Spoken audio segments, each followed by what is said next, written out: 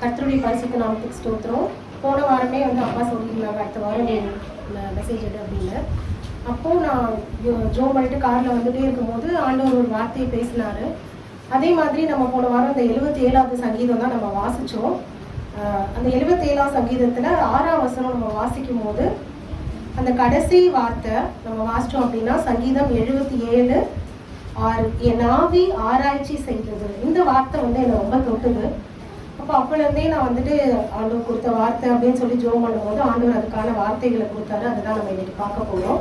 இந்த சங்கீதத்தை நம்ம வாசிக்கும் போது பார்த்தீங்கன்னா நம்ம நிறைய நேரம் இந்த மாதிரியான சூழ்நிலைகளை நம்ம கடந்து வந்திருப்போம்ல. நீங்கள் வந்து முதல் வசனத்துலேருந்தே நம்ம வாசிச்சோம்னா நம்ம வந்து ஆண்டவரை நோக்கி நம்ம என்ன பண்ணுறோம், சத்தமிட்டு கெஞ்சிரும். நிறைய நேரத்தில் நமக்கு பிரச்சனைகள் வரும்போது, ஆபத்துகள் வரும்போது, நம்ம எக்ஸ்பெக்ட் பண்ணாத நிறைய காரியங்கள் நம்ம வாழ்க்கையில் நடக்கும்போது நம்ம என்ன பண்ணுறோம், ஆண்டவரை நோக்கி நம்ம கூப்பிடுறோம். அப்போ அந்த ஆபத்து நாளில் நம்ம என்ன பண்ணுறோம், ஆண்டவரை நோக்கி தேடுறோம். இதில் பார்த்தீங்கன்னா 2ஆம் வசனத்துலேருந்து நம்ம வாசிக்க ஆரம்பித்தோம் அப்படின்னா இரவிலும் என் கை எப்படி இருக்கான், தளராமல் விரிக்கப்பட்டிருக்கு. அப்போ நம்ம தூங்காமல் நம்ம என்ன பண்ணுறோம், ஆண்டவருக்கு நேர கையை நம்ம விரிச்சு, அப்பா என்னால் இதுக்கு மேலே முடியல, நீங்கள் தான் பார்த்துக்கணும் அப்படின்னு சொல்லி நம்ம என்ன பண்ணுறோம், ஆண்டவருக்கு நேரம் நம்ம கையை விரிச்சு நம்ம ஆண்டவரை நோக்கி கூப்பிடுறோம். அதே மாதிரி பார்த்தீங்கன்னா 4ஆம் வசனத்தில் பார்க்கும்போது நான் தூங்காதபடி என் கண்ணிமைகளை பிடித்திருக்கிறேன். அப்போ தூக்கம் வராமல் நம்ம என்ன பண்ணுறோம், நிறைய நேரங்களில் நம்ம படுக்கையில் புரண்டு நம்ம படுத்துட்டு இருக்கோம். அதே மாதிரி பார்த்தீங்கன்னா நான் பேச மாட்டாதபடி சஞ்சலப்படுகிறேன். அப்போ யார்கிட்டையும் சொல்லவும் முடியல, என்னால் வந்து இதை சரி பண்ணவும் முடியல அப்படின்னு நிறைய காரியங்கள் வந்துட்டு நம்ம யோசிக்கும் போது அப்போதான் நமக்கு என்ன தோணுது, நம்ம வந்து என் ஆவி ஆராய்ச்சி செய்தது. இது பார்த்தீங்கன்னா அவர் என்ன யோசிக்கிறாரா, ஆண்டவர் நித்திய காலமா நம்மளை தள்ளிடுவாரா, ஒருபோதும் நமக்கு என்ன பண்ண மாட்டாரா, தயை செய்ய மாட்டாரா, இது இப்படியே தான் இருக்குமா, அவருடைய கிருபை வந்து எவ்வளோ பெரிய கிருபை இல்லை, அவருடைய கிருபை முற்றிலும் அற்று போயிடுச்சா, இல்லை ஆண்டவர் எனக்கு கொடுத்த வாக்கு தத்துவம்லாம் தலைமுறைக்கும் அந்த வாக்கு தத்துவம்லாம் ஒழிந்து போயிடுச்சா, அதே மாதிரி ஆண்டவர் இரக்கம் செய்யறதுக்கு மறந்துட்டாரா, அவருடைய உருக்கமான இரக்கத்தை வந்து ஆண்டவர் என்ன பண்ணிட்டாரா, அடைத்து கொண்டாரா அப்படின்னு சொல்லி அவருடைய ஆவி என்ன பண்ணுதான், ஆராய்ச்சி செஞ்சுட்டு இருக்கு. அப்போ நம்ம நிறைய சூழ்நிலைகளை நம்ம கடந்து வரும்போது, நிறைய பிரச்சனைகளை நம்ம கடந்து வரும்போது நம்ம என்ன பண்றோம், ஆண்டவர் என்னை கைவிட்டுட்டாரா, எனக்கு இந்த வாக்குத்தத்தெல்லாம் ஆண்டவர் கொடுத்துருக்காரு, இதெல்லாம் செய்வேன்னு சொல்லியிருக்காரு, ஆனா ஆண்டவர் மறந்துட்டாரா, அவருடைய இரக்கம் போயிடுச்சா அப்படின்னு சொல்லி நம்ம என்ன பண்றோம், நிறைய நேரங்கள்ல நம்ம ஆண்டவர்கிட்ட நம்ம அந்த ராத்திரி நேரங்கள்ல நம்ம என்ன பண்றோம், இதை குறித்து நம்ம தியானிச்சுட்டு நம்ம அந்த புலம்பிட்டு இருக்க அந்த ஒரு சூழ்நிலையில 10ஆம் வசனத்தை நம்ம வாசிச்சோம்னா அப்பொழுது இது என் பலவீனம், உன்னதமானவருடைய வலது கருத்தில் உள்ள வருஷங்களை நான் என்ன பண்றேன், நினைவு கூறுகிறேன். இது இப்படியே இருந்துட போறது இல்லை, ஆண்டவர் ஒரு நாள் என்ன பண்ணுவார், கண்டிப்பா இது எல்லாவற்றையும் மாற்றுவார். அதே மாதிரி என் வாழ்க்கையில் இதுக்கு முன்னாடி எத்தனை பிரச்சனைகளை நான் சந்திச்சிருக்கேன், அதுலாம் ஆண்டவரோட கரம் எப்படி என்னோடு கூட இருந்தது. கர்த்தருடைய செய்கைகளை பார்த்தீங்கன்னா 11ஆம் வசனத்துல இருந்து நம்ம வாசிச்சோம்னா கர்த்தருடைய செய்கைகளை நான் என்ன பண்ணுவேன், நினைவு கூறுவேன். பூர்வ காலத்து அதிசயங்கள், இதுக்கு முன்னாடி என் வாழ்க்கையில ஆண்டவர் எவ்வளவு அதிசயங்களை நன்மைகள் எல்லாம் செஞ்சிருக்காரு, அதை செஞ்சவர் இதையும் என்ன பண்ணுவார், கண்டிப்பா செய்வாருன்னு சொல்லி நான் என்ன பண்ணுவேன், அதெல்லாம் நினைவு கூர்ந்து நம்ம என்ன பண்ணிக்கிறோம், நம்ம திடப்படுத்திக்கிறோம். அப்போ நம்ம ஆவி அப்படிங்கிறது என்ன பண்ணுது, அது ஒவ்வொருத்தையும் அது என்ன பண்ணுது, ஆராய்ந்து பார்க்குது இல்லை. சில நேரம் நம்ம வந்து பகலெல்லாம் நம்ம ஓடிக்கிட்டே இருப்போம், நமக்கு வந்து எந்த ஒரு யோசனையும் இருக்காது. ஆனா ராத்திரி நம்ம படுத்தாதான் வந்து அந்த நமக்குள்ளேயே எல்லா பிரச்சனைகளும் என்ன ஆகும், நமக்கு ஒன்றுனா தோணும், நாளைக்கு நான் என்ன பண்ண போறேன், இந்த காரியத்தை நான் எப்படி முடிக்க போறேன், எனக்கு இவ்வளோ பண தேவைகள் இருக்குது, நான் இதுக்கு என்ன பண்ணுவேன் அப்படின்னு சொல்லி எல்லா காரியங்களும் நமக்கு எப்போதான் அந்த நினைவுக்கு வரும், நம்ம ராத்திரி நம்ம படுக்கும் போது தான் நமக்கு எல்லாம் ஞாபகத்துக்கு வருதுல்ல. அப்போ இந்த மாதிரியான ஆராய்ச்சிகள் நம்ம என்ன பண்றோம், நம்ம ஆவி ஒவ்வொருத்தையும் என்ன பண்ணுது, அது நிதானித்து ஆராய்ச்சி பண்ணிட்டு இருக்கு அப்படிங்கிறத நம்ம பார்க்கிறோம். இதை குறித்து நம்ம ஒரு வசனம் வாசிக்கும் போது நீதிமொழிகள் 20ஆம் அதிகாரம் 27வது வசனத்தை நம்ம வாசிக்கலாம். நீதிமொழிகள் 20:27. மனுஷனுடைய ஆவி கர்த்தர் தந்த தீபமா இருக்கிறது, அது உள்ளத்தில் உள்ளவைகளை எல்லாம் ஆராய்ந்து பார்க்குது. இந்த ஆவி என்ன பண்ணுதான், உள்ளத்துல இருக்கிறது எல்லாத்தையும் அது என்ன பண்ணுது, ஆராய்ந்து அது எல்லாத்தையும் பார்த்துக்கிட்டு இருக்குல்ல. அதே மாதிரி பாத்தீங்கன்னா சங்கீதத்துல 4ஆம் அதிகாரம் 4வது வசனம் நம்ம வாசிச்சோம் அப்படின்னா, நீங்கள் கோபம் கொண்டாலும் என்ன பண்ணாதிருங்கள், பாவம் செய்யாதிருங்கள், உங்கள் படுக்கையிலே என்ன பண்ணுங்க, உங்க இருதயத்தில் பேசிக்கொண்டு அமர்ந்திருங்கள் அப்படின்னு போட்டிருக்கு. அப்ப படுக்கையில நம்ம என்ன பண்ணணுமா, நம்ம ஆண்டவரோடு கூட பேசுகிற ஒரு அனுபவம் நமக்கு இருக்கணும். போனோமா படுத்துமா தூங்கணுமா அப்படின்னு இல்லாதபடிக்கு படுத்து நம்ம என்ன பண்ணணுமா, ஆண்டவரோடு கூட நம்மளுடைய பிரச்சனைகளை நம்ம எல்லா காரியங்களையும் நம்ம என்ன பண்ணணும், நம்ம ஆண்டவரோடு கூட பேசி இடைப்படுகிறவர்களாய் நம்ம இருக்கணும். ஸோ இந்த காரியங்களை என்னோட ஆவி ஆராய்ச்சி செய்தது அப்படிங்கிறத நம்ம இன்னைக்கு பார்க்குறோம். இதுல என்னென்னலாம் நம்ம என்னென்ன காரியங்களை நம்ம ஆராய்ந்து நம்ம நம்ம வந்து அதெல்லாம் நம்ம சரி பண்ணணும் அப்படிங்கிறத குறித்து தான் நம்ம முதல் பகுதியில் பார்க்க போகிறோம். நீங்கள் வாசிக்கலாம். முதலாவது பிரசங்கியின் புஸ்தகம் 3ஆம் அதிகாரம் 40வது வசனம். பிரசங்கி 3:40.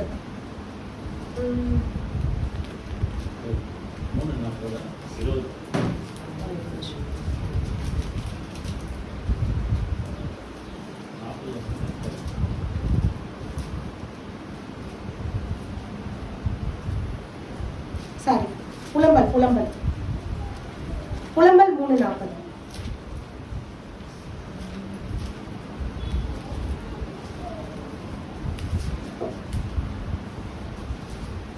நாம் நம்முடைய வழிகளை சோதித்து ஆராய்ந்து கர்த்தரிடத்தில் திரும்ப கடவோம். நம்ம என்ன பண்ணணுமா? முதல்ல நம்மளுடைய வழிகளை நம்ம என்ன பண்ணணுமா? சோதித்து நம்ம ஆராய்ந்து பார்க்கணும். அப்ப நிறைய நேரங்கள்ல ஆண்டவர் இதெல்லாம் மறந்துட்டாரா, அவருடைய இறக்கம்லாம் அற்று போயிற்றா, அவருடைய வாக்குத்தத்தம் ஏன் நிறைவேறாம இருக்கு அப்படின்லாம் நம்ம ஆராய்ச்சி பண்றோம். அந்த நேரத்துல நம்ம முதல்ல என்ன ஆராய்ந்து பார்க்கணுமா? நம்ம ஆவி என்ன ஆராய்ந்து பார்க்கணும்? நம்மளுடைய வழிகளை நம்ம சோதித்து ஆராய்ந்து நம்ம என்ன பண்ணணுமா? கர்த்தரிடத்தில் நம்ம திரும்பணும் அப்படின்னு சொல்லி வேதம் சொல்லுது. அப்போ நம்மளுடைய வழி எப்படி இருக்கு அப்படிங்கிறத நம்ம பார்க்கணும். ஆண்டவருக்கு பிரியமா நம்ம வழி இருக்கா, இல்ல ஆண்டவருக்கு பிடிக்காத காரியங்கள்ல நம்மளுடைய வழி இருக்குதா அப்படிங்கிறத நம்ம என்ன பண்ணணுமா? சோதித்து நம்ம ஆராய்ந்து பார்க்கணும். ஸோ சங்கீதம் 139ஆம் வசனத்தை நம்ம வாசிச்சோம் அப்படின்னா அதுல கடைசி வசனம் 24ஆம் வசனம் என்ன சொல்லுது? வேதனை உண்டாக்கும் வழி என்னிடத்தில் உண்டோ என்று பார்த்து நித்திய வழியில என்னை நடத்தும். அப்ப ஆண்டவருக்கு பிடிக்காத, ஆண்டவருக்கு வேதனையை கொடுக்கக்கூடிய காரியங்கள் நம்ம வழி, அந்த வழியில நம்ம இருக்கோம் அப்படின்னா நம்ம என்ன பண்ணணுமா? நம்ம ஆராய்ந்து பார்த்து நம்ம என்ன பண்ணணுமா? நித்திய வழி, ஆண்டவருடைய நித்திய வழியில எங்களை நடத்துங்க அப்படின்னு சொல்லி நம்ம என்ன பண்றோம்? ஆண்டவர்கிட்ட நம்ம கேட்கிறோம். அதே மாதிரி எரேமியால ஒரு வசனம் நம்ம வாசிச்சோம் அப்படின்னா எரேமியா 17ஆம் அதிகாரம் 10ஆம் வசனத்தை நம்ம வாசிச்சோம்னா ஆண்டவர் என்ன பண்றாரா? கர்த்தராகிய நானே ஒவ்வொருவனுக்கும் அவனவன் வழிகளுக்கும் செய்கைகளின் பலனுக்கும் தக்கதாய் கொடுக்கும்படிக்கு அவர் நம்மளுடைய இருதயத்தை ஆராய்ந்து உள்ளிந்திரியங்களை சோதிக்கிறவரா இருக்கிறார். நம்ம வழியை சீர்தூக்கி நம்ம என்ன பண்ணணுமா? நம்ம வழியை நம்ம செவ்வைப்படுத்தணும். அப்படி இல்லாட்டினா ஆண்டவர் என்ன பண்ணுவாராம்? அவனுடைய வழியை பார்த்து அதுக்கேற்ற மாதிரி தான் என்ன பண்ணுவாரு? அவனுடைய செய்கைக்கு தக்க பலனை தான் ஆண்டவர் என்ன பண்ணுவாரு? கொடுப்பாரு. இன்னைக்கு பாத்தீங்கன்னா உலகத்துல 2 வழி இருக்குல்ல. ஒண்ணு பாத்தீங்கன்னா மத்தேயுல ஆண்டவர் சொல்ற மாதிரி 7ஆம் அதிகாரம் 13-14 நம்ம வாசிச்சோம்னா கேட்டுக்கு போகிற வழி எப்படி இருக்கான்? மகா விசாலமுமா இருக்கு இல்ல. ஆனா ஆண்டவரை நோக்கி வர்ற வழி எப்படி இருக்கு? மத்தேயு 7ஆம் அதிகாரம் 13-14 நம்ம வாசிச்சோம்னா இடுக்கமான வாசல் வழியாய் உட்பிரவேசியுங்கள். கேட்டுக்கு போகிற வாசல் எப்படி இருக்கு? விசாலமுமாய் அதன் வழியாய் பிரவேசிக்கிறவர்கள் அநேகர். ஆனா ஜீவனுக்கு போற வாசல் எப்படி இருக்கு? நெருக்கமா இருக்கு, இடுக்கமும் நெருக்கமுமா இருக்கு. அப்ப சில நேரங்கள்ல நம்ம இடுக்கமும் நெருக்கமான வழிகளை நம்ம கடந்து போறோம் அப்படின்னா நம்ம யாரை நோக்கி நம்ம போயிட்டு இருக்கோம் அர்த்தம்? ஆண்டவரை நோக்கி நம்ம போயிட்டு இருக்கோம்ல. எந்த பிரச்சனையும் இல்லாம சுகபோகமா நம்ம விசாலமான வழியில போறோம் அப்படின்னா அந்த வழி கடைசியில எங்க போகுமா? கேட்டுக்கு போகிற வழியா இருக்குது அப்படின்னு நம்ம பாக்குறோம். அப்ப இன்னைக்கு பாத்தீங்கன்னா இந்த வழியை சூஸ் பண்றதுதான் ஒரு பெரிய கஷ்டம் இல்ல. ஏன்னா நமக்கு எப்பயுமே நம்ம யூஸ்வலா இப்ப மேப்லாம் நம்ம போட்டா கூட நம்ம எந்த பக்கம் போவோம், எந்த ரோடு நல்லா பெருசா இருக்கு, எந்த ரோடு நல்லா இருக்கு, அந்த ரோடு வழியா தான் நம்ம போவோம்ல. ஒரு குறுகின பாதையோ இல்ல ஒரு குட்டியான ஒரு வழியாவோ நம்ம என்ன பண்ண மாட்டோம்? சூஸ் பண்ண மாட்டோம். ஏன்னா அதுல போறது நமக்கு கஷ்டம். அப்ப நம்ம கஷ்டமான பாதைகள்ல நம்ம நடந்து போகும்போதுதான் நம்ம யாரோட போக முடியும்? ஆண்டவரோடு கூட நம்ம என்ன பண்ண முடியும்? போக முடியும். ஆண்டவரோடு கூட நம்ம நெருங்கி ஜீவிக்கிற ஒரு அனுபவத்தை நம்ம என்ன பண்ண முடியும்? பெற்றுக்கொள்ள முடியும்ல. நம்ம அப்ப நம்மளுடைய வழிகளை நம்ம என்ன பண்ணணும்? நம்ம அறிந்து பார்க்கிற இந்த ஒரு சூழ்நிலையில நம்ம கடந்து வரணும். ஏன்னா இன்னைக்கு பாத்தீங்கன்னா நம்ம என்ன பண்றோம்? நிறைய நேரத்துல நம்ம கிறிஸ்டியன்ஸே நம்ம என்ன பண்ணிடுறோம்? எல்லாத்துலயும் நம்ம காம்ப்ரமைஸ் பண்ணிடுறோம்ல. இது ரொம்ப கஷ்டமா இருக்கு, அன்னைக்கு சொன்னாங்கல்ல இது ரொம்ப கடினமான உபதேசம், யார் இதை பின்பற்ற முடியும் அப்படின்னு என்ன பண்ணிட்டாங்க? நிறைய பேர் இயேசு கிறிஸ்துவை விட்டு வழி விலகி கடந்து போயிட்டாங்கல்ல. இன்னைக்கு அதே மாதிரி தான் நமக்கு காலையில நம்ம இன்னைக்கெல்லாம் நம்ம எல்லாம் வந்துட்டோம். ஆனா இன்னைக்கு வராம எத்தனையோ பேர் இருக்காங்கல்ல. அப்போ அவங்க என்ன பண்றாங்க? நல்லா சண்டே ரெஸ்ட் எடுக்கலாமா, தூங்கலாமா அப்படிங்கிறதுக்கு என்ன பண்றாங்க? ப்ரிஃபரன்ஸ் கொடுக்குறாங்க. ஆண்டவரை தேடுறதுக்கு என்ன கொடுக்கல? முக்கியத்துவம் கொடுக்கல. அதே மாதிரி நம்ம வெளியே போகலாமா, சண்டேனா லீவு, எல்லாரும் அன்னைக்கு தான் வெளியே போகலாம் அப்படின்னு அதுக்கு முக்கியத்துவம் கொடுத்து அப்போ அதை என்ன பண்றாங்க? ப்ரையாரிட்டைஸ் பண்றாங்க. அப்ப எந்த அளவுக்கு நம்ம ஆண்டவருடைய வழியில நடக்கிறோம், எந்த அளவுக்கு ஆண்டவருக்கு முக்கியத்துவம் கொடுக்குறோம் அப்படிங்கிறது தான் இம்பார்ட்டன்ட்ல.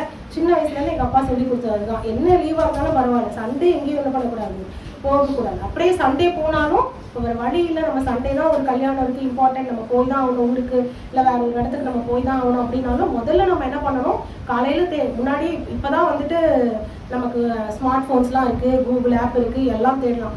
ஆனால் எங்கள் அப்பா அப்போவே மற்றவங்களெல்லாம் ஃபோன் பண்ணி விசாரித்து அந்த ஊரில் என்ன சர்ச் இருக்குது, அவங்க ஃப்ரெண்ட்ஸ் மூலமாலாம் விசாரித்து அந்த ஊரில் எந்த அட்ரஸில் எந்த சர்ச் இருக்குன்னுலாம் விசாரித்து வச்சுருவாங்க. அப்போ அந்த மாதிரி நம்ம ஆண்டவருக்கு நம்ம முக்கியத்துவம் கொடுக்கும்போது, அவர் வழிகளில் நடக்கிறதுக்கு நம்ம முக்கியத்துவம் கொடுக்கும்போது ஆண்டவர் என்ன பண்ணுவார், நம்மளை அதுக்கேற்ற மாதிரி நம்மளை உயர்த்துவார், நம்மளை ஆசீர்வதிப்பார். இப்போ நானும் பிளஸிங் கூட பார்த்தீங்கன்னா யூஜி மட்டும்தான் நாங்கள் ரெகுலரில் பண்ணுவோம், எல்லாருக்கும் தெரிஞ்சிருக்கோம்ல. ஏன்னா வந்துட்டு 2 பேருக்கு ஃபீஸ் கட்டி படிக்க வைக்கிறது அவ்வளோ கஷ்டம் அப்போலாம். அப்போ பிஜி நாங்கள் பண்ணணும், ஏன்னா அடுத்த ஃபியூச்சருக்கு இம்பார்ட்டன்ட் பிஜி பண்ணணும் போது எங்களுக்கு பார்ட் டைமில் தான் பிஜி கிடச்சிது. ஸோ 5 நாள் நாங்கள் என்ன பண்ணோம், போய் ஒர்க் பண்ணணும். அடுத்து சாட்டர்டே சண்டே வந்து பிஜிக்கு கிளாஸ் இருக்கும். ஸோ எவ்ரி சண்டே எங்களுக்கு கிளாஸ் இருக்கும். அப்போ சண்டேஸில் சர்ச்சுக்கு வர முடியாது. அப்போ வந்து காலையில் காலேஜ் நார்மலாக எல்லா காலேஜ் மாதிரி தான் 8:30 மணி 9 மணி காலேஜ் ஸ்டார்ட் ஆகிடும். அப்போ நம்ம சண்டே அதுக்காக சர்ச்சை கட் பண்ண முடியாதுன்னு சொல்லிட்டு முன்னாடியே என்ன பண்ணுவோம், வேற எந்த நாங்கள் அந்த போகிற வழியில் எந்த சர்ச் இருக்குது அப்படின்னு பார்த்துட்டு அங்கே பார்த்தீங்கன்னா வில்லிவாக்கம்ல பிளெஸிங் சென்டர் ஏஜ் இருக்குது. ஸோ காலைல 5 மணி சர்வீஸ் இருக்கும்.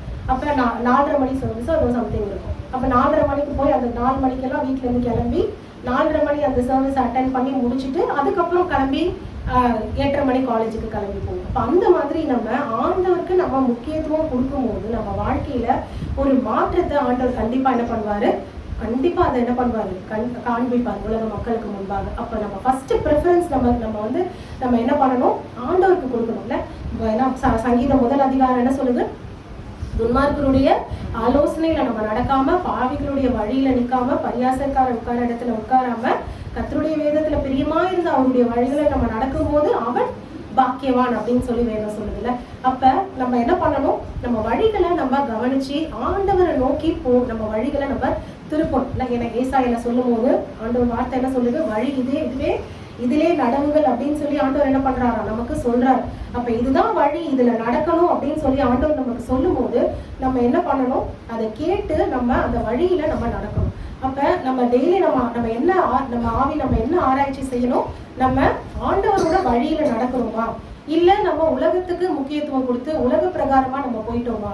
இன்னைக்கு நம்ம என்ன பண்றோம், நிறைய நேரத்துல நம்ம கூட இருக்கவங்க, நம்ம ஃப்ரெண்ட்ஸ், நம்ம கொலீக்ஸ், இல்ல நம்ம சுத்தி நம்ம கூட இருக்க நெய்பர்ஸ், இவங்களெல்லாம் நம்ம ப்ளீஸ் பண்றதுக்காக நம்ம என்ன பண்றோம், ஆண்டவருடைய வழியை நம்ம லைட்டா என்ன பண்றோம், விலகி போறோம்ல. நம்ம மொத்தமா நம்ம அங்க போறது இல்லை, ஆனா நம்ம என்ன பண்றோம், ஆண்டவர் வழியில இருந்து லைட்டா நம்ம என்ன பண்றோம், விலகி போறோம். எதுக்காக, இல்லைன்னா எனக்கு இந்த ஃப்ரெண்ட்ஷிப் போயிடும், இந்த ஐக்கியம் எனக்கு போயிடும், இவங்களோட நான் இருக்க முடியாது, இவங்க என்னை வந்து சேர்த்துக்க மாட்டாங்க, என்னை தப்பா நினைச்சிருவாங்க அப்படின்னு நம்ம என்ன பண்றோம், அந்த இடத்துல நம்ம ஆண்டவரை விட்டு நம்ம கொஞ்சம் தூரமா போகணும். அப்ப நம்ம அதை பண்ணாம நம்ம என்ன பண்ணணும், நம்ம என்ன ஆனாலும் நம்ம ஆண்டவருக்காக வைராக்கியமா நிற்கும் போது ஆண்டவர் நமக்காக வைராக்கியமா இருப்பாரா இல்லையா, கண்டிப்பா இருப்பார்ல. இன்னைக்கு நம்ம எவ்வளவு நன்மைகளுக்காக நம்ம என்ன பண்றோம், நான் முழுவதும் என் ஆவி ஆராய்ச்சி செய்ததை நம்ம பார்க்கிறோம். அப்ப இதெல்லாம் நம்ம வாழ்க்கையில நடக்கணும் அப்படின்னா நம்மளை என்ன பண்ணணும், முதல்ல நம்ம வழிகளை நம்ம ஆராய்ந்து பார்க்கணும். நம்ம வழிகளை நம்ம ஆராய்ந்து பார்க்கும்போது கண்டிப்பா நம்ம ஆண்டவருக்காக வைராக்கியமா இருக்கும்போது ஆண்டவரும் என்ன பண்ணுவாரு, நமக்காக வைராக்கியமா இருந்து நம்ம என்ன காரியத்துக்காக ஜெபிக்கிறோமோ அந்த எல்லா ஜெபத்துக்கும்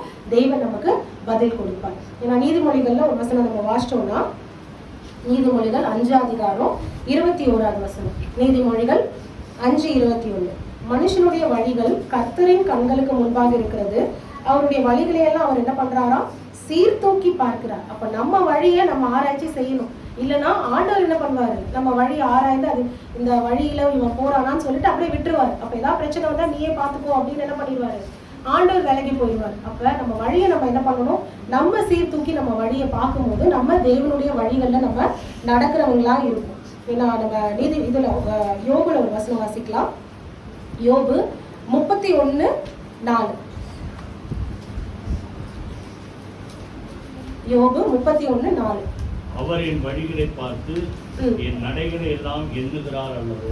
அவர் என்ன பண்றாராம், நம்ம வழியை பார்த்து நம்ம நடக்கிறத அவர் என்ன பண்றாரு, பார்த்துக்கிட்டே இருக்காருல்ல. அப்போ நம்ம தேவனோடு கூட நம்ம நடக்கிற ஒரு அனுபவம், அவருடைய வழியில போற ஒரு அனுபவம் நமக்கு இருக்கான்னு நம்ம எனக்கு என்ன பண்ணணும், நம்மள ஆராய்ந்து நம்ம பார்க்கணும் அப்படின்னு தேவன் விரும்புகிறார். அதே மாதிரி பாத்தீங்கன்னா யோபு 23:10 நம்ம எல்லாருக்கும் தெரிஞ்ச வசனம். ஆனாலும் நான் போகும் வழியை அவர் அறிவார், அவர் என்னை சோதித்த பின் நான் எப்படி விளங்குவேன், பொன்னாக நான் விளங்குவேன் அப்படின்னு சொல்லி யோபு சொல்றாரு. அப்ப நம்ம போற வழி தேவனுக்கு முன்பா இருக்கிறது, நம்மளுடைய வழிகள் தேவனுக்கு முன்பாக இருக்கிறது. அப்ப நம்ம இன்னைக்கு என்ன பண்ணணுமா, நம்மளுடைய வழிகளை நம்ம ஆராய்ந்து நம்ம பார்க்கணும் அப்படின்றத முதல் நம்ம பார்க்கிறோம். ரெண்டாவது 139 சங்கீதம் 23வது வசனம். 139:23. தேவனே என்னை ஆராய்ந்து என் இருதயத்தை அறிந்து கொள்ளும், என்னை சோதித்து என் சிந்தனைகளை அறிந்து கொள்ளும். நெக்ஸ்ட் நம்ம எதுல நம்ம ஆராய்ந்து பார்க்கணுமா, நம்மளுடைய இருதயத்தை நம்ம ஆராய்ந்து பார்க்கணும், நம்மளுடைய சிந்தனைகளை நம்ம ஆராய்ந்து பார்க்கணும். அப்ப நம்ம இருதயம் ஆண்டவருக்கு பிரியமான இருதயமா இருக்குதா, ஆண்டவருக்கு பிடிக்காத காரியங்கள் நம்ம இருதயத்துல இருக்குதா, அதே மாதிரி நம்மளுடைய சிந்தனையில ஆண்டவருக்கு வெறுக்கிற காரியங்கள் இருக்குதா. ஏன்னா இன்னைக்கு பாத்தீங்கன்னா ஒரு ஹியூமன் பிரெயினை விட நம்ம என்னதான் ஏஐ வந்தாலும் அந்த ஹியூமன் பிரெயினை விட ஃபாஸ்டா குயிக்கா எதுவுமே கிடையாதுல்ல. ஏன்னா இன்னைக்கு பாத்தீங்கன்னா நம்ம இங்கதான் இருக்கோம், இப்ப நம்ம இங்க பார்த்த மாதிரியே தான் இருப்பீங்க, ஆனா உங்களுக்குள்ள எவ்வளவு விஷயம் ஓடிட்டு இருக்கோம்ல. வீட்டுல கேஸ் ஆஃப் பண்ணனா, கதவு ஒழுங்கா பூட்டினா, வீட்டுக்கு போய் என்ன சமைக்கிறது, போகும்போது என்னெல்லாம் வாங்கிட்டு போகணும் சமையலுக்கு, இப்படி ஒரே செகண்ட்ல நம்மளால என்ன பண்ண முடியும், 1000 விஷயங்களை நம்மளால யோசிக்க முடியும்ல. அப்ப நம்ம நினைவுகள் அவ்வளோ இம்பார்ட்டன்ட்ல. அந்த நினைவுகளை நம்ம என்ன பண்ணணுமா, ஆராய்ந்து பார்க்கணும். ஏன்னா வேதம் சொல்லுது, நம்ம மத்தேயுல 5:28 வசனத்துல தேவன் என்ன சொல்றாரு, ஒருவன் ஒரு ஸ்திரீயை இச்சையோடு அவன் பார்த்தான் அப்படின்னா அவனோடு அவன் விபசாரம் செய்தாயிற்று அப்படின்னு சொல்லி வேதம் சொல்லுது. அப்ப அந்த இச்சைகள் எதுல இருந்து தான் புறப்படுது, நம்ம இருதயத்துல இருந்து, நம்ம நினைவுகள்ல இருந்து தான் வருது இல்ல. ஏன்னா எரேமியா 17:9 வேதம் என்ன சொல்லுது, இதயமே மகா திருக்குள்ளதும் மகா கேடுள்ளதமா இருக்கிறது அப்படின்னு போட்டிருக்கு. அப்ப நம்ம இருதயம் அவ்வளோ மோசமா இருக்குன்னா இன்னைக்கு நம்ம வாழ்ற உலகத்துல அப்படி இருக்குல்ல. நம்ம பார்க்க ஈஸியா ஒருத்தவங்க என்ன பண்ணிடலாம், கெட்டு போயிடலாம். இன்னைக்கு இருக்க காலகட்டத்துல பரிசுத்தமா நம்ம உத்தமமா உண்மையா வாழ்றதுதான் கஷ்டம் இல்ல. ஏன்னா எல்லாரும் பாவம் செய்யும் போது நம்ம மட்டும் அதை செய்யலைன்னா என்ன பண்றாங்க, நம்மளை விரோதிக்கிறாங்க, நீ என்ன பெரிய ஆளா அப்படிங்கிறாங்க. அப்ப ஒருத்தன் ஈஸியா ஸ்பாயில் ஆகிறதுக்கு அவ்வளோ ஆப்பர்ச்சுனிட்டிஸ் இருக்கு. ஆனா ஒருத்தன் உண்மையா உத்தமமா பரிசுத்தமா காத்து கொள்றதுக்கு அவ்வளோ கஷ்டமா ஜீவியம் பண்ண வேண்டியிருக்கு. அப்படி இருக்கும்போது அப்ப நம்ம என்ன பண்ணணுமா, நம்ம இதயத்தை நம்ம ஆராய்ந்து பார்க்கணும், நம்ம சிந்தனைகளை நம்ம என்ன பண்ணணுமா, ஆராய்ந்து நம்ம பார்க்கணும். ஏன்னா தாவீது சொல்றாரு அவருடைய குமாரனுக்கு, நம்ம வாசிக்கலாம் 1 நாளாகமம் 28:9. 1 நாளாகமம் 28:9. என் குமாரனாகிய சாலமோனே, நீ உன் பிதாக்களின் தேவனை அறிந்து அவரை உத்தம இருதயத்தோடும் மனதோடும் சேவி. கர்த்தர் எல்லா இருதயங்களையும் ஆராய்ந்து நினைவுகளின் தோற்றங்களை எல்லாம் அறிந்திருக்கிறார். அவர் என்ன பண்றாரா, இருதயத்தை ஆராய்ஞ்சி நம்ம நினைவு, அதன் தோற்றம், நம்ம என்ன யோசிக்க ஸ்டார்ட் பண்ணும் போதே அவர் என்ன பண்றாரு, அது எல்லாத்தையுமே அறிஞ்சிருக்காரு. அது நன்மைக்கானவைகளா இல்ல தீமைக்கானவைகளா அப்படிங்கறது எல்லாத்தையும் அவர் என்ன பண்றாரா, எல்லாவற்றையும் அவர் அறிந்த தெய்வனா இருக்கிறார். அதனால நீ என்ன பண்ணு, எப்பயுமே நீ முழு இருதயத்தோட என்ன பண்ணு, நீ ஆண்டவரை சேவி, ஆண்டவரை நோக்கி நீ என்ன பண்ணு, நீ இருக்கணும் அப்படின்னு சொல்லி என்ன பண்றாரு தாவீது சொல்கிறத நம்ம பார்க்கிறோம். அப்ப நம்ம என்ன பண்ணணும், இருதயத்துல நம்ம என்ன பண்ணணும், ஆண்டவரை உண்மையாய் நம்ம என்ன பண்ணணும், நம்ம தேடணும். அதே இதுல 29ஆம் அதிகாரம் 17ஆம் வசனத்தை கூட நம்ம வாசிக்கும் போது அவர் ஆலயத்துக்காக நிறைய காரியங்களை சொல்றாரு, கொடுக்குறார் தேவனுடைய ஆலயத்துக்காக. அப்ப அவர் 17ஆம் அதிகார வசனத்துல என்ன சொல்றாரு, 29:17, என் தேவனே நீ இருதயத்தை சோதித்து உத்தம குணத்தில் பிரியமா இருக்கிறது என்பதை நான் அறிவேன். இவைகளை எல்லாம் நான் என்ன பண்ணேன், நான் என் உத்தம இருதயத்தோடு மனப்பூர்வமா நான் கொடுத்தேன் அப்படிங்கிறத நீங்க நீங்க அறியணும் அப்படின்னு சொல்லி தாவீது சொல்றத நம்ம பார்க்கணும். அப்ப தேவன் அவர் யாரு, இருதயத்தை சோதித்து ஆராய்ந்து அவர் அறிகிற தேவனா இருக்கார். ஃபாதர் நல்லா பாடியிருக்காங்கல்ல, அந்த பாட்டு எனக்கு ரொம்ப பிடிக்கும். ஆராய்ந்து நம்மள என்ன பண்றாரா, அறிந்து இருக்கிறார்ல. அந்த 139ஆம் சங்கீதத்தை ஃபுல்லா அந்த வசனத்தை எல்லாத்தையும் அந்த ஸ்டான்ஸால இன்க்ளூட் பண்ணியிருக்காங்கல்ல.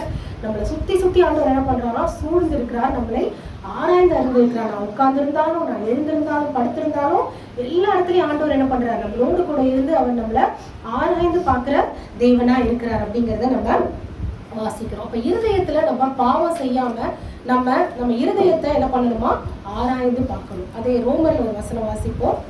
ரோமர் 8:27 வசனம். ரோமர் 8:27.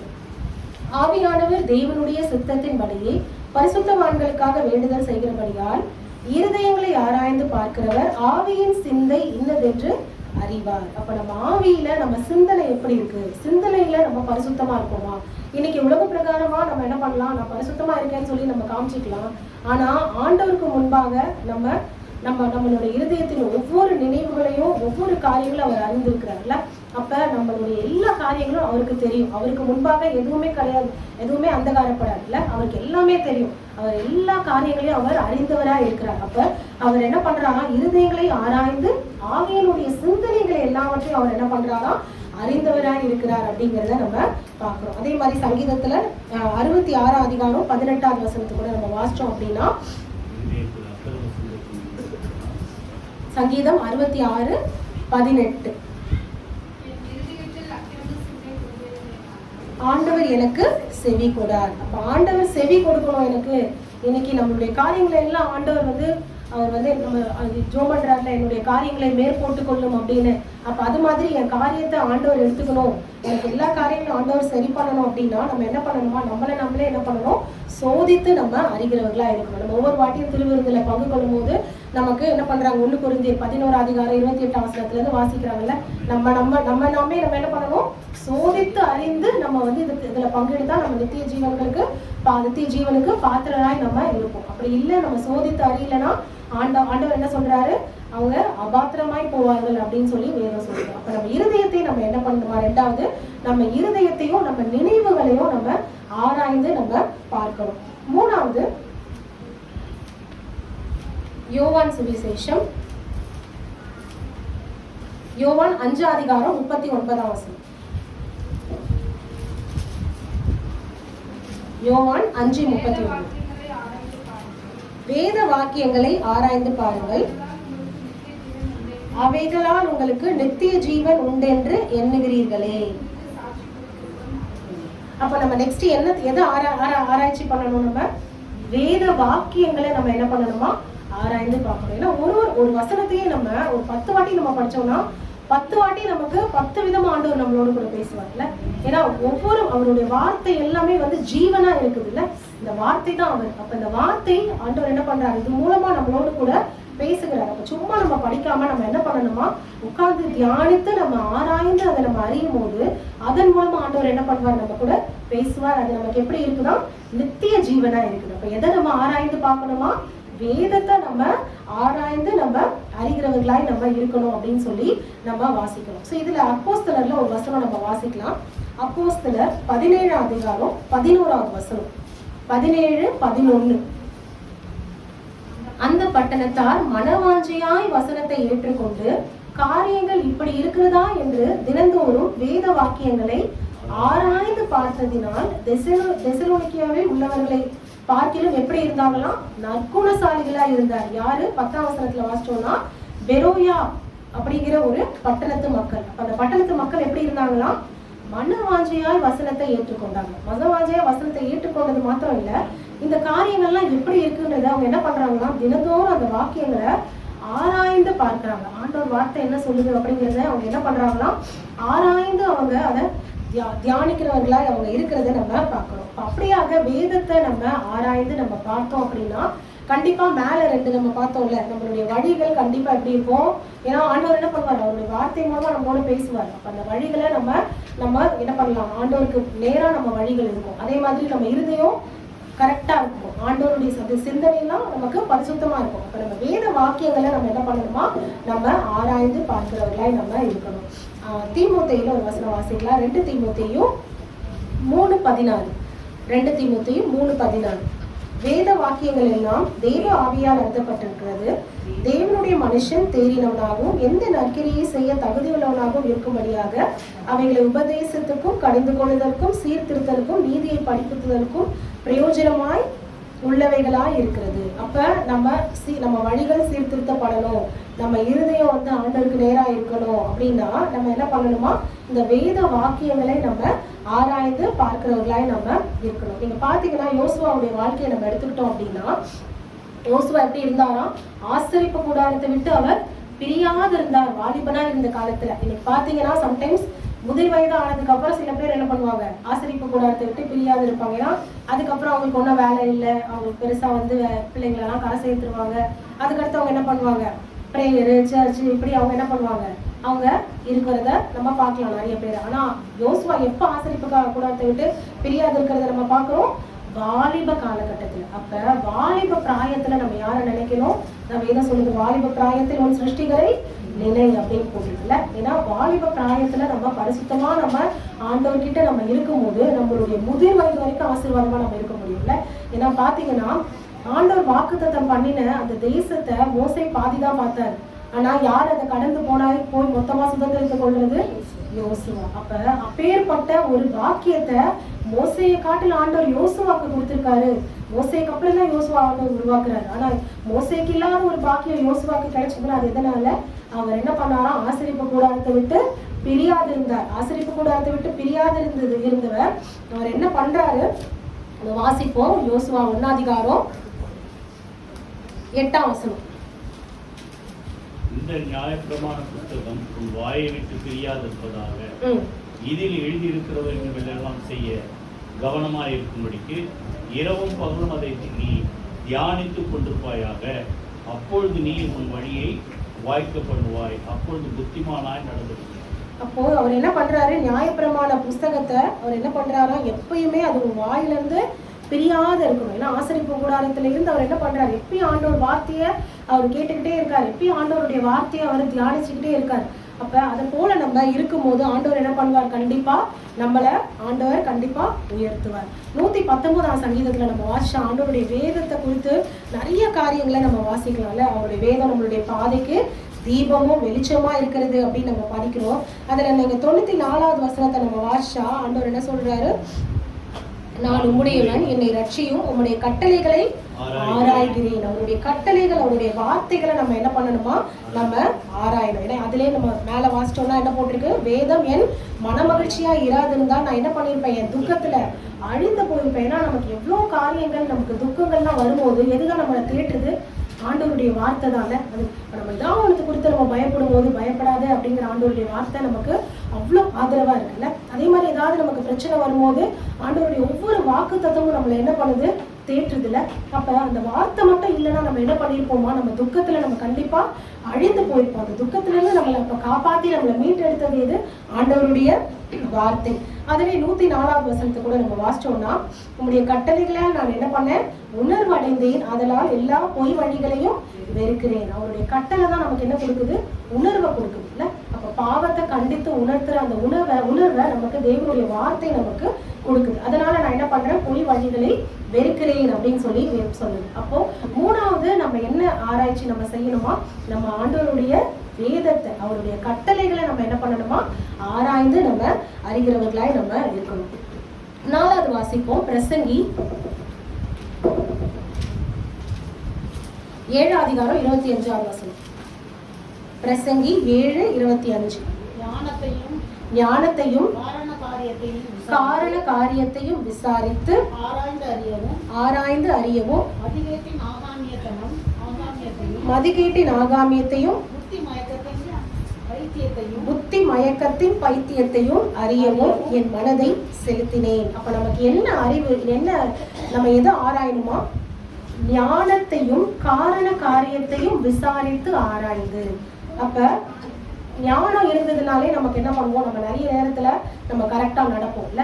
நம்ம சில நேரம் நம்ம தவறான முடிவுகளை எடுக்கிறதுக்கான காரணம் என்ன? யோசிக்காம நம்ம என்ன பண்ணிடுவோம்? சில முடிவுகளை நம்ம எடுத்துருவோம். அப்ப நம்ம உட்கார்ந்து ஆராய்ந்து நம்ம யோசித்து ஞானத்தோடு நம்ம முடிவு எடுக்கும் போது கண்டிப்பா அது கரெக்டா இருக்கும்ல. ஏன்னா தாவீது என்ன சொல்றாரு சாலமோன்ட்ட? நீ தேவன்கிட்ட எதை பெற்றுக்கொள்ளணும்? ஞானமும் புத்தியும் உள்ள இருதயத்தை நீ கேட்கணும் அப்படின்னு சொல்றாருல்ல. அதே மாதிரி சாலமோன் என்ன பண்றாரு? ஞானமுள்ள இருதயத்தை எனக்கு தாங்கன்னு கேட்டதுனாலதான் அவரால் என்ன பண்ண முடிஞ்சது?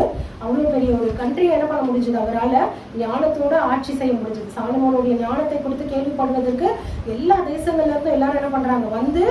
அதை பாக்குறாங்க, அவருடைய ஜட்ஜ்மெண்ட்ஸ் எல்லாம் இல்ல. அப்ப அந்த மாதிரி நம்ம எதை நமக்கு தேவை? நமக்கு ஞானம் அப்படிங்கிறது நமக்கு ரொம்ப முக்கியம் இல்ல. ஏன்னா நீங்க பாத்தீங்கன்னா அந்த ஞானம் இருந்ததுன்னா சில நேரங்கள்ல நம்ம பாவத்தையும் நம்ம மற்ற காரியங்களும் நம்ம என்ன பண்ண மாட்டோம்?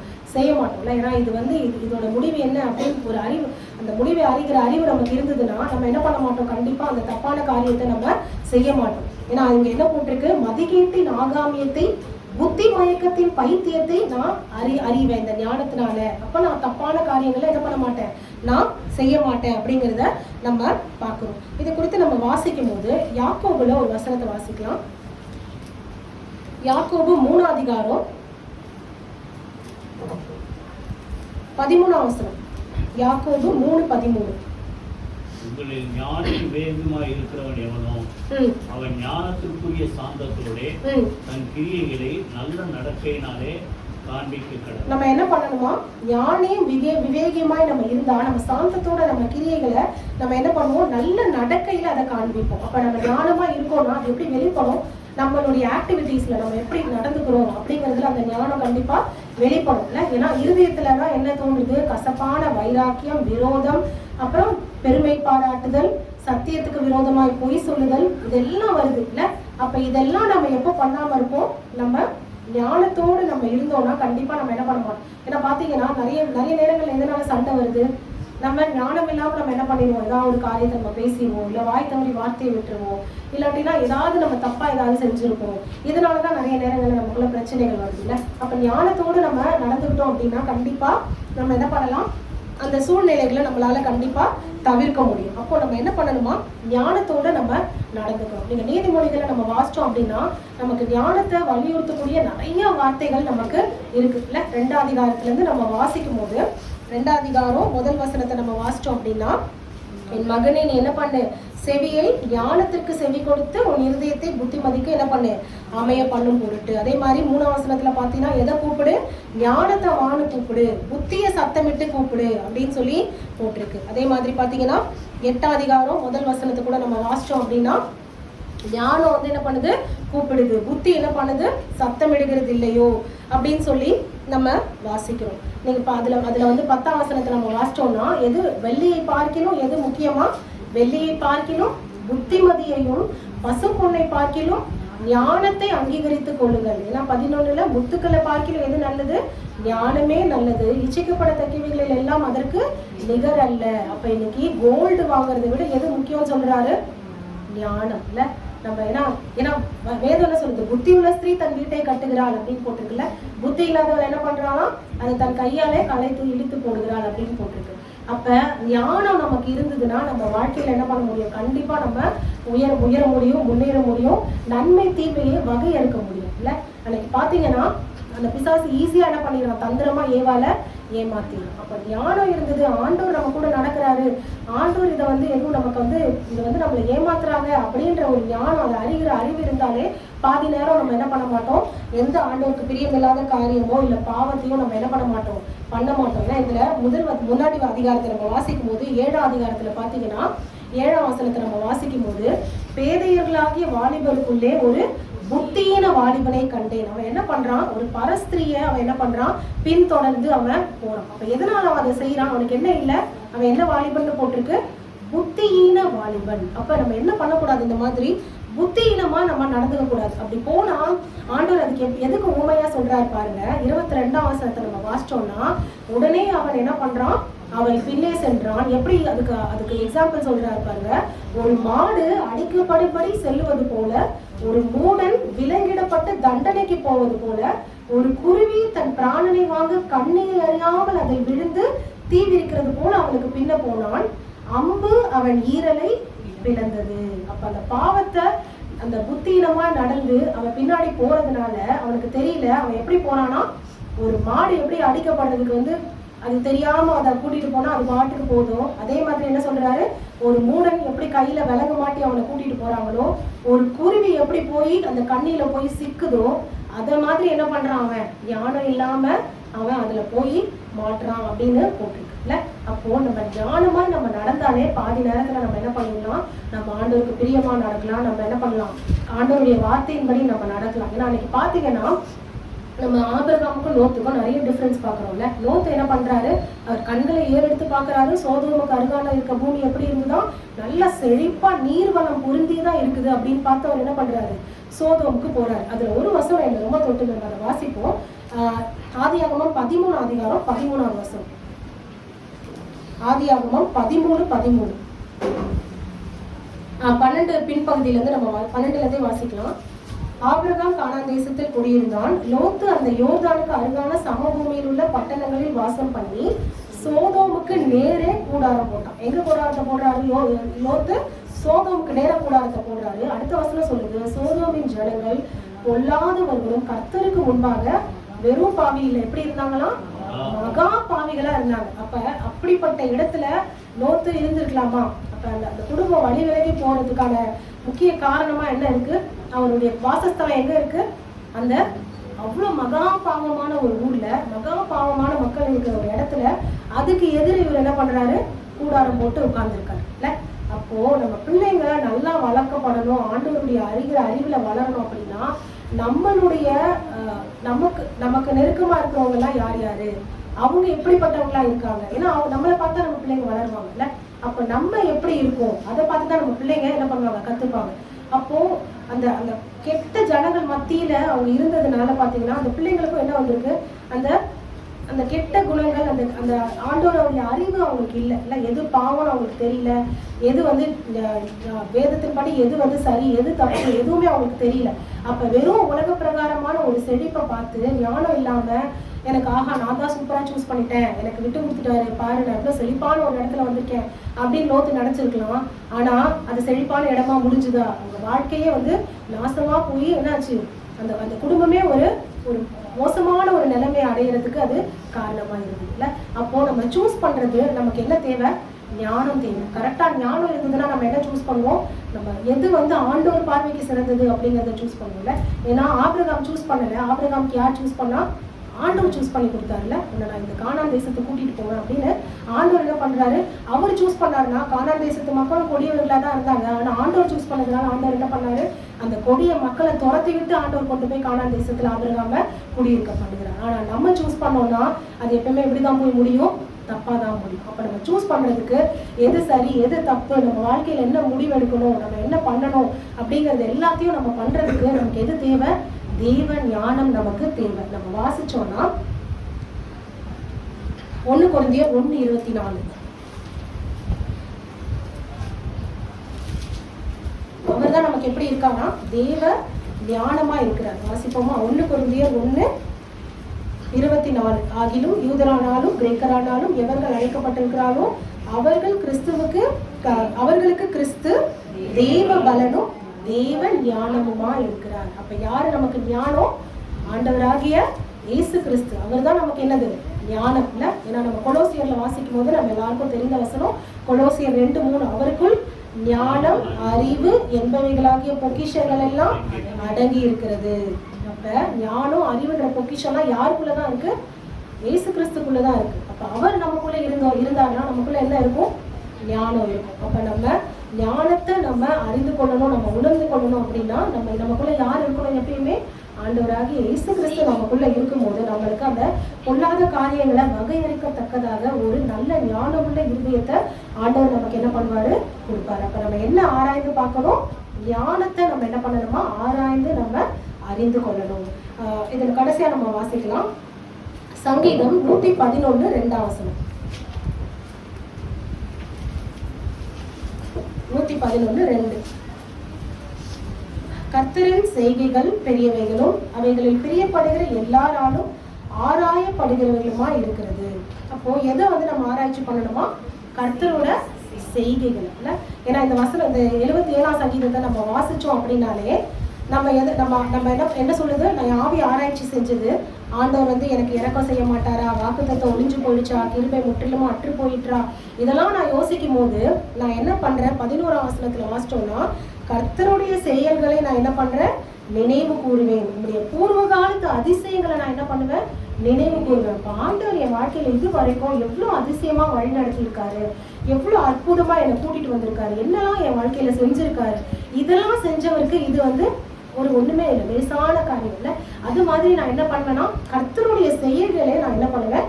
நினைவு கூறுவேன். அவருடைய கிரியைகளையெல்லாம் நான் தியானித்து உங்க செயல்களையெல்லாம் நான் என்ன பண்ணுவேன்?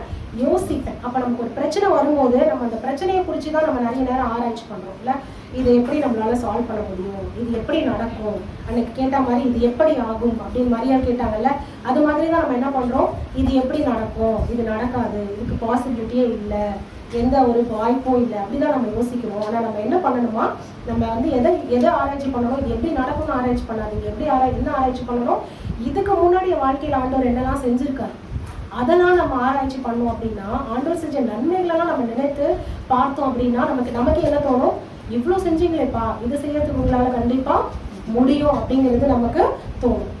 நீங்கள் அதிலே வந்து 5ஆம் வசனத்தை கூட நம்ம வாசித்தோம் அப்படின்னா, பூர்வ நாட்களையும் ஆதி காலத்து வருஷங்களையும் சிந்திக்கிறேன், ஆண்டவர் எனக்கு எவ்வளோ நன்மை செஞ்சுருக்காரு போன காலங்களில், இதெல்லாம் நான் என்ன பண்ணுறேன், நான் நினைத்து நான் ஆண்டவரை ஸ்தோத்திரிக்கிறேன் அப்படின்னு போட்டிருக்கு. அதுலேயே 143:5 கூட நம்ம வாசிச்சோம்னா, பூர்வ நாட்களை நினைக்கிறேன், உமது செய்கைகளை எல்லாம் தியானிக்கிறேன், உமது கரத்தின் கிரியைகளை யோசிக்கிறேன். இதுக்கு முன்னாடி ஆண்டவர் அவருடைய கரம் என்னெல்லாம் செஞ்சிருக்கு, என்னெல்லாம் என் வாழ்க்கையில் ஆண்டவர் நன்மைகளை செஞ்சிருக்காரு அப்படிங்கிறத நம்ம யோசிச்சோம் அப்படின்னாலே நமக்கு நம்மளுடைய பிரச்சனைகள்லாம் எப்படி இருக்குமா, ரொம்ப சாதாரணமா இருக்கும். இல்லை, இவ்வளோ செஞ்ச தேவனால இதை கண்டிப்பா செய்ய முடியும் அப்படின்னு நம்ம என்ன பண்ணுவோம், ஆண்டவரை ஸ்தோத்தரிப்போம். ரோமர்ல ஒரு வசனம் நம்ம வாசிச்சோம்னா, ரோமர் 11:33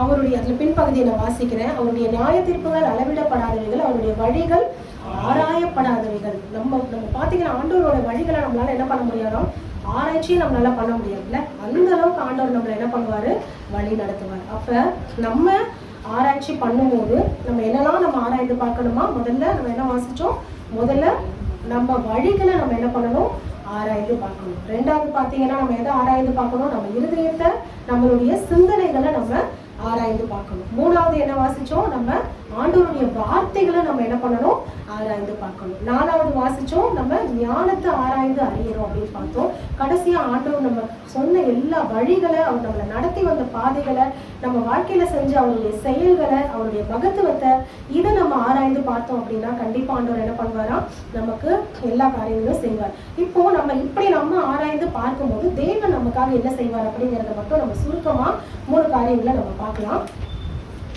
யோபு 5ஆம் அதிகாரம் 9ஆம் வசனம் நம்ம எல்லாருக்கும் தெரிஞ்ச வசனம். யோபு 5:9 நம்ம எல்லாருக்கும் ரொம்ப பிடிச்ச வசனம் இல்லை, ஆராய்ந்து முடியாத பெரிய காரியங்களையும் எண்ணி முடியாத அதிசயங்களையும் அவர் செய்கிறார். அப்ப நம்ம இந்ததான் ஆராய்ந்து நம்மளை அறிந்து நம்ம ஆண்டவருக்கு பிரியமாய் நம்ம நடக்கும்போது அவர் என்ன பண்ணுவாராம், ஆராய்ந்து முடியாத காரியங்கள். அப்பனா நீங்க எவ்வளவு ஆராய்ச்சி பண்ணாலும் உங்களால என்ன பண்ண முடியாது, கண்டுபிடிக்கவே முடியாது. இல்லை, இன்னைக்கு பார்த்தீங்கன்னா நிறைய காரியங்கள் என்ன பண்ணுறாங்க, ஆராய்ச்சிங்கிறதே என்னது, ரிசர்ச். நிறைய டைப்ஸ் ஆஃப் சயின்டிஸ்ட்லேருந்து நிறைய ஸ்டூடெண்ட்ஸ்லேருந்து எல்லாரும் என்ன பண்ணுறாங்க, ஏதாவது ஒரு டாபிக் எடுத்து அதில் என்ன பண்ணுறாங்க, அவங்க ஒரு ஆராய்ச்சி பண்ணுறாங்க, இது வந்து பாசிபிளா, இது சாத்தியமா அப்படின்னு சொல்லிட்டு. அப்போ ஆராய்ந்து அவங்க என்ன பண்ணுறாங்க, ஒரு விஷயத்தை கண்டுபிடிச்சிடுறாங்க. ஓகே, நான் ஆராய்ச்சி பண்ணி இதை கண்டுபிடிச்சி இதுதான் ரிசல்ட் அப்படின்னு என்ன பண்ணுறாங்க. இன்னைக்கு பிஹெச்டியில் பார்த்தீங்கன்னா அது அந்த அவங்களுடைய அந்த ரிசல்ட்டை தான் அவங்க என்ன பண்ணணும், ப்ரூவ் பண்ணி ஒரு தீசிஸ் சப்மிட் பண்ணணும். அப்போ அவங்க ஆராய்ந்து அதை கண்டுபிடிச்சிட்டாங்க, ஓகே இதுதான் இதுக்கு சொல்யூஷன் அப்படின்னு. ஆனால் ஆண்டவர் நமக்கு செய்கிறத நம்மளால என்ன பண்ண முடியாதான், ஆராய்ந்து முடியாத அதிசயங்களை அவர் செய்கிறார். உங்கள் வாழ்க்கையில் எவ்வளோ அதிசயங்களை ஆண்டவர் செய்வார் அப்படின்னா நீங்கள் நினச்சி பார்த்தா கூட, நீங்கள் ஆராய்ச்சியே பண்ணால் கூட உங்களால் என்ன பண்ண முடியாதான், கண்டுபிடிக்க முடியாது. நீங்கள் என்ன முடியாத அளவுக்கு ஆண்டவர் என்ன பண்ணுவாரா, நன்மைகளை நமக்கு செய்வேன் அப்படின்னு சொல்லி ஆண்டவர் என்ன பண்ணுறாரு சொல்கிறாரு. சங்கீதத்தில் கூட நம்ம ஒரு வசனத்தை வாசித்தோம் அப்படின்னா, 40ஆம் சங்கீதம் 5ஆம் வசனத்தை நம்ம வாசிச்சோம்னா, என் தேவனாகிய கர்த்தாவே, நீர் எங்கள் நிமித்தம் செய்த உங்களுடைய அதிசயங்களும் உங்களுடைய யோசனைகளும் அநேகமா இருக்கிறது, ஒருவரும் அவைகளை உனக்கு விவரித்து சொல்லி முடியாது. நான் அவைகளை சொல்லி அறிவிக்க வேண்டுமானால் அவர்கள் எப்படி இருக்கான், எண்ணிக்கைக்கு மேல ஆண்டவர் என்ன பண்றாரா, நமக்கு அதிசயம் செய்கிறார். அப்ப நம்ம ஆராய்ந்து பார்க்க முடியாத அளவுக்கு, நம்ம எவ்வளவுதான் யோசிச்சாலும் நம்ம யோசிச்சு நினைச்சு கூட பார்க்க முடியாத அளவுக்கு ஆண்டவர் என்ன பண்றாரா, நம்மள ஆராய்ந்து முடியாத அளவுக்கு நம்ம அற்புதங்களை செய்யறார். நம்மளே யோசிப்போம் எப்படி ஆயிற்று அப்படின்னு நம்ம என்ன பண்ணுவோம், யோசிக்கத்தக்க வகையில் ஆண்டவர் என்ன பண்ணுவாரோ அதிசயங்களை செய்வேன் அப்படின்னு நம்ம ஆண்டவர் சொல்றார். அடுத்த 2வது நம்ம வாசிச்சோம்னா, எபேசியர் 3ஆம் அதிகாரம் 20வது வசனம். எபேசியர் 3:20 நாம் வேண்டிக் கொள்கிறதற்கும் நினைக்கிறதற்கும் மிகவும் அதிகமாய் நமக்கு கிரியை செய்கிற வல்லமையின் வழியே நமக்கு செய்ய வல்லவராகிய அவருக்கு. அப்ப ஃபர்ஸ்ட் நீங்க ஆராய்ச்சி பண்ண முடியாத அளவுக்கு ஆண்டவர் உங்களுக்கு அதிசயங்களை செய்வார். ரெண்டாவது பாத்தீங்கன்னா என்ன போட்டிருக்கு, நம்ம வேண்டிக் கொள்கிறதற்கும் நினைக்கிறதுக்கும். சில நேரம் பாத்தீங்கன்னா நம்ம நிறைய விஷயம் நினைப்போம் இல்ல, நிறைய விஷயம். இப்போ அப்பா அம்மா கிட்டே ஏதாவது ஒன்று கேட்கணும்னா நீங்க என்ன பண்ணுவீங்க, நிறைய நினைப்பீங்கல்ல, இதெல்லாம் வந்து வேணும் அப்படின்னு. ஆனா எல்லாத்தையும் போய் கேட்பீங்களா? நம்ம நிறைய விஷயம் நினைப்போம், ஆனா கேட்கும் போது நம்ம என்ன பண்ணுவோம், ஒரு சில விஷயம் தான் கேட்போம்ல. ஏன்னா ஐயோ இவ்வளவு கேட்டா அப்புறம் எதுவுமே கிடைக்காம போயிடும் நமக்கு, கடைசியில் என்ன பண்ண மாட்டாங்க, ஒண்ணுமே செய்ய மாட்டாங்க அப்படின்னு என்ன பண்ணுவோம், சிலதுதான் நம்ம கேட்போம். அப்ப அது மாதிரி நிறைய விஷயம் நடக்கணும்னு நம்ம நினைப்போம், ஆனா என்ன பண்ணுவோம், எல்லாத்தையும் நம்ம வேண்டுதலா வைக்க மாட்டோம்.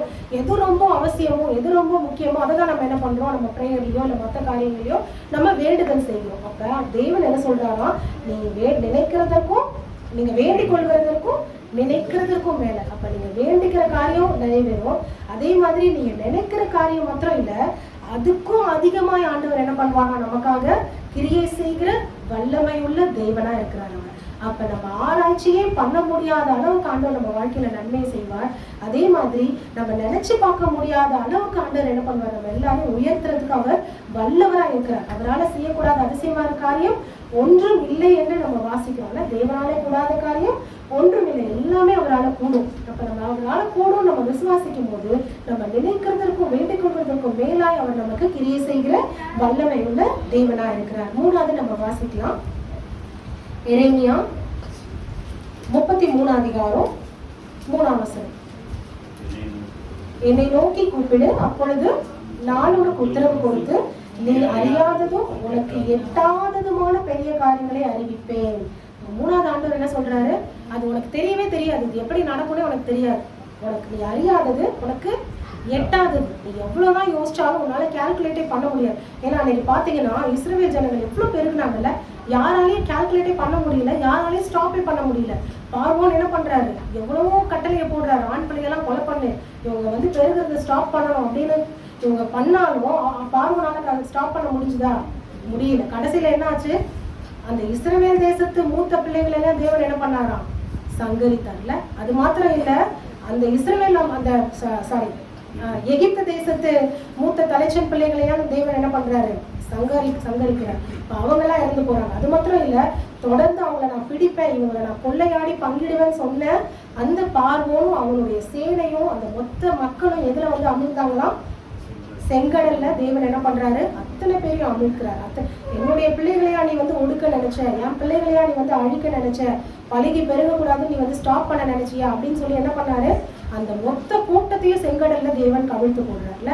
அப்ப நம்ம யோசிக்க முடியாத அளவுக்கு நமக்கு எட்டாத காரியங்கள்ல நம்ம என்ன ஆராய்ச்சி பண்ணாலும் நம்மளால கண்டுபிடிக்க முடியாத ஆண்டவர் காரியங்களை தேவன் என்ன பண்றாரா, நமக்கு அறியாததும் உனக்கு எட்டாததுமான காரியங்களை நான் உனக்கு அறிவிப்பேன் அப்படின்னு தேவன் சொல்றாருல. அப்ப 3 காரியங்கள் நம்ம வழிகளை நம்ம ஆண்டவருக்கு நேரம் நம்ம வந்து கரெக்டா ஆராய்ந்து பார்த்தா, நம்மளுடைய இருதயத்தை ஆராய்ந்து பார்த்தா, ஆண்டவர் வார்த்தைகளை ஆராய்ந்து பார்த்தா, நெக்ஸ்ட் நம்ம என்ன பார்த்தோம், ஆண்டவருடைய அந்த ஞானத்தை நம்ம ஆராய்ந்து பார்க்கும்போது, அவருடைய செய்கைகள் எல்லாம் ஆராய்ந்து பார்க்கும்போது தேவன் நம்ம ஆராய முடியாத பெரிய காரியங்களை நமக்கு என்ன பண்றார், செய்கிற தேவனா இருக்கிறார். அடுத்து நம்ம வேண்டிக் கொள்வதற்கும் நினைக்கிறதுக்கும் மேல பெரிய காரியங்களை அவர் நமக்கு செய்கிறவரா இருக்கிறார். 3வது நமக்கு எட்டாத காரியங்கள், நம்ம யோசிச்சு பார்க்க முடியாத காரியங்களை தேவன் என்ன பண்ணுவாரா, நமக்கு செய்ய அவர் வல்லவரா இருக்கிறார். அதே போல நம்ம ஒவ்வொரு நாளும் நம்ம ஆராய்ந்து பார்க்கும்போது நம்ம என்னென்ன காரியத்துக்காக நம்ம வந்து நம்ம ஜெபித்து கொண்டு இருக்கிறோமோ அது எல்லாவற்றையும் அவர் நமக்கு செய்ய வல்லவராக இருக்கிறார். கர்த்தருடைய பரிசுத்த நாமத்துக்கு ஸ்தோத்திரம்.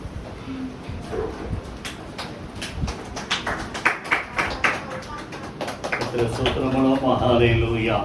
நல்ல வார்த்தைக்காக மகிமை கொடுத்தோம். எல்லாரும் எழுந்து கர்த்தரை துதிப்போம், கர்த்தரை ஸ்தோத்திரம் பண்ணுவோம். ஹல்லேலூயா, ஹல்லேலூயா. என் ஆவி ஆராய்ச்சி செய்தது. கரங்களை உயர்த்தி கர்த்தரை துதிப்போம். இதெல்லாம் நம்ம ஒவ்வொரு நாள் நினைச்சு பார்க்கணும். ஹல்லேலூயா. நம்முடைய வழிகளை ஆராய்ந்து பார்த்து நல்ல வழியில நடக்கிறோமா, ஆண்டவருக்கு பிரியமில்லாத வழியில நடக்கிறோமான்னு சோதித்து பார்க்கணும். 2வது நம்முடைய இருதயத்தையும் நம்முடைய சிந்தனைகளையும் நம்முடைய நினைவுகளை ஆராய்ந்து பார்த்து நல்லதை யோசிக்கிறோமான்னு பாருங்க. ஹல்லேலூயா.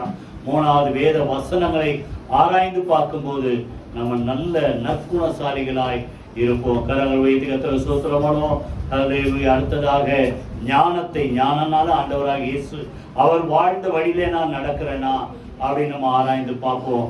எல்லாத்துக்கும் மேல கர்த்தர் செய்த நன்மைகள், அவருடைய பரிசுத்தமான செயல்கள், அதிசயங்களை நம்ம ஆராய்ந்து பார்த்தா நம்ம இருதய விசுவாசம், அது மாத்திரமல்ல நம்முடைய இருதயம் பலனடை. கர்த்தரை துதிப்போமா. ஹல்லேலூயா. இப்படி நம்ம நடக்கும்போது ஒவ்வொருடைய வாழ்க்கையில் ஆராய்ந்து முடியாத பெரிய காரியங்களை கர்த்தர் செய்வார். எல்லாத்துக்கும் மேல நீங்க நினைக்கிறதுக்கு மேல, வேண்டிக் கொள்வதற்கு மேல கர்த்தர் செய்வார். உங்க புத்தி கிட்டாத அதிசயங்களை கர்த்தர் செய்வார். கரங்கள் உயர்த்தி கர்த்தரை துதிப்போம். நன்றி தகப்பனே, நீ சொன்ன வார்த்தைக்காக நாங்கள் நன்றி செலுத்த இஷ்டம் போல நடத்தாதபடி ஒவ்வொரு நாளும் ஆண்டவரே எங்கள் வழிகளை நாங்கள் ஆராய்ந்து பார்த்து, ஆண்டவரே கர்த்தாவே இந்த நாளை முடிக்கும் போது நான் நல்ல வழியில நடந்தனா கெட்ட வழியில நடந்தனா, என் இருதயம் ஒழுங்கா இருந்துதான் சொல்லி எங்கள் இருதயங்களை நினைவுகளை நாங்கள் ஆராய்ந்து பார்க்க, வார்த்தைப்படி நாங்கள் நடக்கிறவான்களை ஆராய்ந்து பார்க்க கர்த்தர் எங்களுக்கு அனுக்கிரக செய்வீராக. ஆண்டவரே, உம்முடைய பிள்ளைகள் வாழ்க்கையில ஆராய்ந்து முடியாத பெரிய காரியங்கள் இதுவரைக்கும் செய்தது போல இன்னும் வரப்போகிற நாட்களை கர்த்தர் செய்வீராக. வந்த யாவரையும் அப்படியாக கர்த்தர் ஆசீர்வதியும். இயேசு கிறிஸ்துவின் ஜீவனுள்ள ஜெயமுள்ள நாமத்தில் ஜெபிக்கிறோம் நல்ல பிதாவே, ஆமென். நம்முடைய கர்த்தராகிய இயேசு கிறிஸ்து கிருபையும் பிதாவாகிய தேவனுடைய அன்பும் பரிசுத்த ஆவியானவருடைய அந்யோன்ய ஐக்கியமும் நாம் அனைவரோடு சகல பரிசுத்த அனைவரோடும் ஆண்டவராகிய இயேசு கிறிஸ்து வருகமட்டு இருப்பதாக. ஆமென். என் ஆத்துமாவே கர்த்தரை ஸ்தோத்திரி, என் முழுமே பரிசுத்த நாமத்தை ஸ்தோத்திரி. என் ஆத்துமாவே கர்த்தரை ஸ்தோத்திரி, அவர் செய்த சகல உபகாரங்களை மறவாதே. ஆமென். ஆமென். God bless you.